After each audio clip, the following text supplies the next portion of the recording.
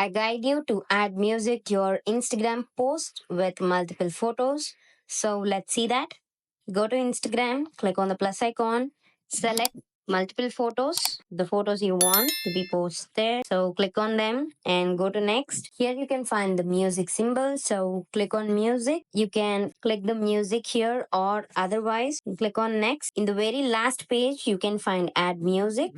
So click on any of the music you want, and here you can see 30 seconds. So that 30 seconds is the clip duration that you want to add music more or less. You can drag it to 15 seconds or even more 5 seconds. It is more than 60 seconds also. So here you can change the length of the music. So click on then I want 15 seconds, and here you can drag this box where you want the music from. So if you want the music from here, and tap here and click OK and done. Likewise, you can add music to your post on Instagram with multiple photos. Thank you.